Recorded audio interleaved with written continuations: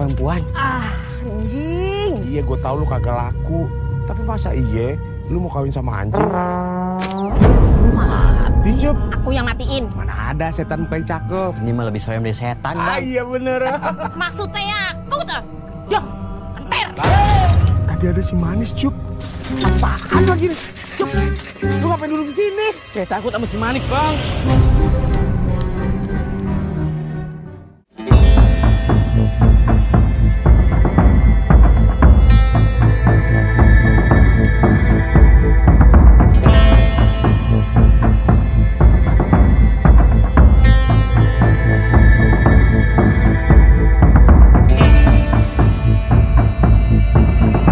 Sini untuk karakternya ada relevannya dengan si manis yang lalu, ya. Si manis yang lalu di situ kan dulu aku semasa hidupnya dia kan rentenir jahat, dan gitu lagi suka mengintimidasi orang gitu ya kan. Kalau orang yang jadi sengaja dia utangin orang, nah gitu. Nah sehingga ketika dia jadi setan gitu, nah itu jahatnya tuh mesi gitu, dan dia dipergunakan oleh salah satu tokoh gitu di situ. Nah untuk kejahatan dia ini, nah gitu.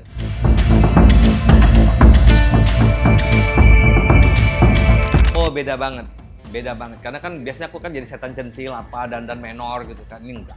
Ini aku memang maunya mintanya kok bisa make upnya serusak mungkin gitu loh, sengeri mungkin lah gitu. Dan ya alhamdulillah maksudnya dia punya periasnya itu tuh jago banget. Membuat aku jadi beda dan itu menunjang aku punya karakter gitu. Jadi aku gini ya, kalau misalnya menjadi suatu sosok gitu, tokoh gitu ya, kalau make upnya ini itu menunjang aku punya penampilan gitu ya, karakter gitu.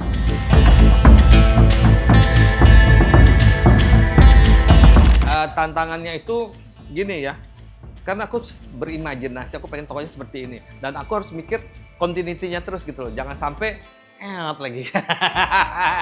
Nah itu, jadi aku mesti jaga dia punya ini ya, gimana supaya continuity-nya tuh stabil gitu. Dan aku sampai kontrol juga, misalnya kalau gue lagi ketawa gitu kan, aku kontrol lidahku kelihatan masih lidah manusia, darahnya lain lah. Jadi karena aku kan perias juga kan, jadi aku paham misalnya aku nggak mau.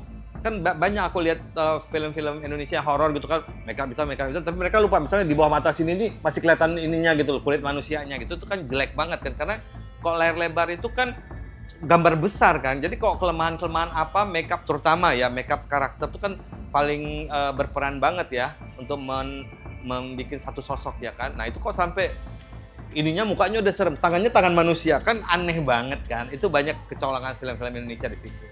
Aku nggak mau kelihatan gigiku yang kayak gini, jadi dikasih ada semacam kayak kutek gitu ya, tapi dia memang untuk spesial buat gigi.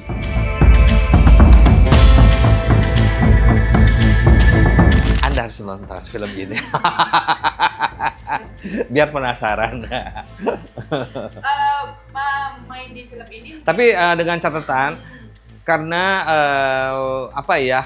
aku juga gini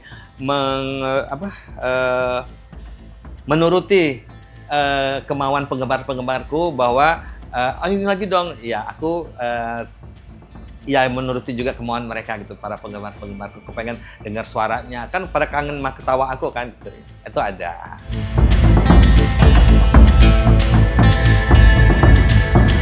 Ya, aku gini ya, setiap di film baru, setiap sinetron baru, aku berusaha untuk mendekatkan diri gitu. Kadang-kadang mungkin orang entah sungkan, entah nggak mau gitu, tapi bodoh gitu. Yang penting aku memikirkan diriku sendiri gitu. Maksudnya, gue mau main bagus nih gitu, ya kan? Nah, aku pengen tahu karakternya seperti apa. Jadi, hai, apa kabar, bla bla bla bla gitu. Nggak perlu malu kita ya kan?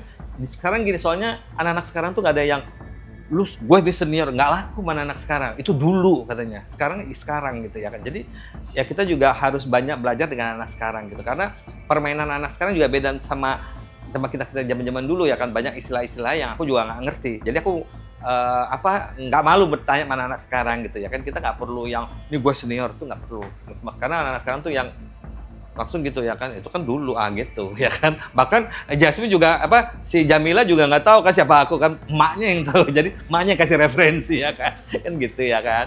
Nah jadi aku yang selalu yang berusaha deket gitu. Apalagi kan Jamila tuh orangnya pemalu masih, kan waktu itu dia masih kecil, masih 13 tahun kan. Sekarang beda, udah mulai yang udah mulai gitu ya kan, mungkin dah ya pengalaman apa dengan beriringnya dengan pengalaman ya, seiring dengan pengalaman jadi dia lebih up gitu, lebih terbuka gitu. Jadi ada penyesuaian juga ya dari kau juga. Harus, karena setiap pemain itu kan macam-macam gitu. Dan juga nggak selalu orang tuh yang mau dekat aku juga. Ada yang nggak mau gitu, maksudnya ngobrolnya ketika satu frame aja, setelah cut udah nggak kenal lagi gitu ya. Banyak. Nah, cuman aku sayangkan mana anak sekarang tuh gitu. Yang aku sayangkan mana anak sekarang tuh itu gitu, karena sebenarnya dia tuh perlu membangun chemistry kan setiap dia ini, maupun misalnya entah dia itu di dalam cerita tuh dia musuh dia atau apa. Jadi kan kita bisa konsultasi, bisa saling ini kan gitu.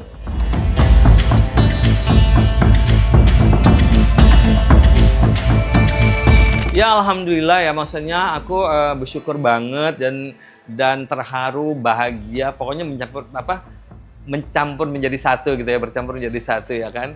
Karena kan dalam usia aku yang tidak muda lagi ya kan, menjelang 63 tahun ya kan, 62 tahun begitu ya.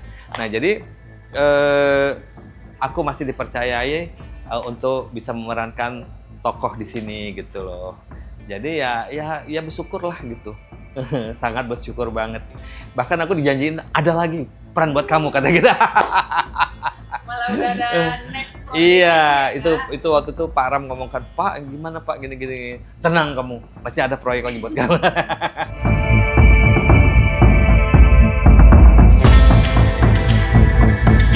Ya saya nggak paham ya, saya orangnya let's flow aja gitu. Maksudnya ya nggak berani terlalu berambisi kayak zaman-zaman muda dulu. Karena kalau kita terlalu berambisi juga nggak ini, kita frustrated, kita nanti collab ya kan. Nah, saya nggak mau kayak gitu ya. Jadi ya ini aja lah, seperti air mengalir aja.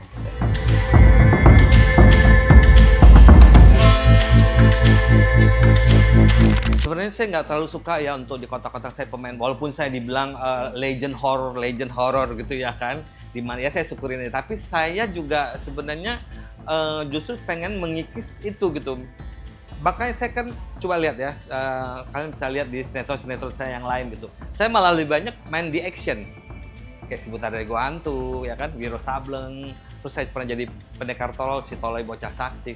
Tapi memang karakter saya di Si Manis tuh, ya saya mesti akuin ya, makanya sampai sekarang kalian undang saya kemarin itu kan berkat karakter saya di Si Manis kan gitu ya. Udahlah sekarang nikmatin aja. Kadang-kadang misalnya saya dapat iklan terus kan orang luar negeri itu kan, orang barat tuh kan nggak tahu siapa saya gitu ya kan. Begitu ada backgroundnya, oh dia pernah jadi hantu, terus nggak jadi. Nah itu yang kadang-kadang yang kalau di Indonesia mungkin karena ya maksudnya di mana-mana orang tahu saya gitu, pakai saya punya jasa gitu. Tapi kalau yang luar negeri kan mereka nggak mau ada tokoh hantu gitu tuh, yang buat produk mereka nanti katanya kurang ini ya. Enggak, buat saya pribadi juga buat saya punya ini gitu, buat saya punya perbendaharaan ilmu ya kan. Makanya kenapa saya mau main action gitu ya kan, padahal saya nggak pernah berantem kan. Itu saya belajar loh di Priok sana tuh sama anak Priok ya kan, pemain action beneran gitu. Kadang-kadang kalau action tuh kan kalau salah gerak kan, tahu sendiri mereka gede-gede, badannya besar, kakinya debuk gitu, itu udah biasa. Terus kena ledakan tuh udah biasa gitu. Tapi buat saya itu penting gitu. Kapan lalu juga saya dapat peran jadi tokoh udah Padang gitu, pernah juga gitu. Jadi ya sebenarnya saya kepengen tuh jadi apa aja gitu ya. Cuman ya yang datang ya nggak apa-apa, saya maksudnya gini ya, syukurin aja lah gitu apa yang ada sekarang.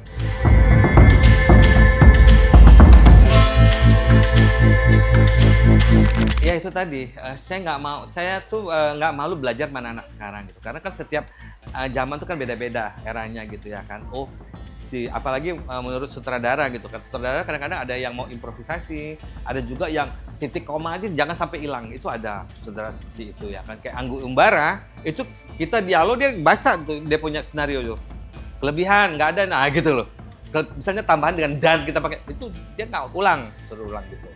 Saya pernah tuh take cuman berapa kali, ada kali 10 kali take, cuman ngomong gitu, itu bisa 10 kali loh, karena ahnya tuh nggak sesuai itu. Jadi ya saya nih learning by doing aja gitu. Jadi setiap film baru, peran baru tuh pelajaran baru buat saya. Jadi kita jangan kapok untuk belajar sesuatu yang baru.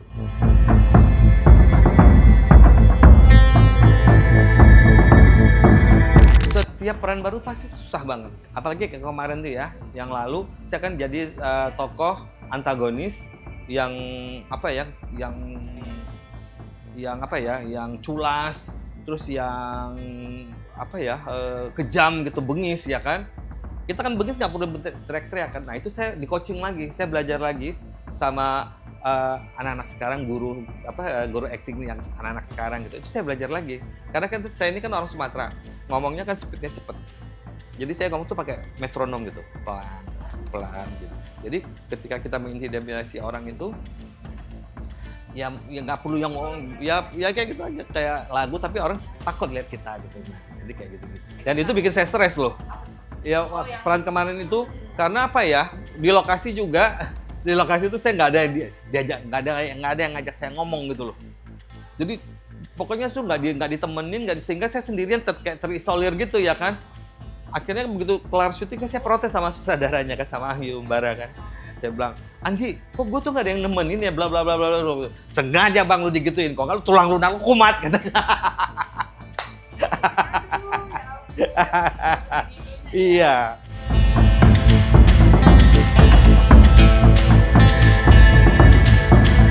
Saya pengen lah berbagai karakter kalau bisa ya. Mau jadi ustadz kayak, mau jadi tokoh misalnya yang psikopat, boleh. Apa pokoknya saya semua peran tuh buat saya tuh berarti buat saya. Walaupun misalnya saya cuma sekelibet aja gitu, buat saya itu peran itu sangat berarti sekali gitu. Makanya buat kalian yang para pendatang baru nih, jangan menyanyiakan kesempatan walaupun kan kasih cuman peran figuran itu curi perhatian sutradara gitu loh. Jadi kadang-kadang anak sekarang tuh kan gue cuma figuran, padahal itulah start awal karir dia gitu. Nah, kayak Kevin Costner kan zaman dulu kan dia cuman figuran sekelibet gitu ya kan, tapi dia mencuri perhatian si sutradara.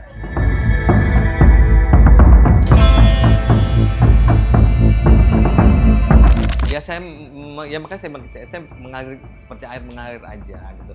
Ya kalau misalnya udah nggak dipakai lagi ya udah. Karena gini ya, buat saya tuh karena saya pernah berada di fase yang di top gitu ya kan. Nah itu kan di top itu kan kalau kita nggak maintain sendiri kita ya, ketika kita jatuh itu bisa frustasi. Makanya kenapa banyak artis atau pejabat-pejabat yang power syndrome. Karena mereka nggak mempersiapkan diri gitu loh. Kalau saya tuh gini loh, gimana saya dulu yang saya suka naik bus, saya suka naik kereta, itu walaupun saya lagi tenar-tenarnya dulu, tetap saya lakonin. Jadi begitu saya nggak terkenal lagi ya udah biasa aja gitu loh. Jadi saya harus prepare di situ gitu. Jadi buat kitanya tuh ya nggak menyakitkan ketika jatuh gitu. Thank you.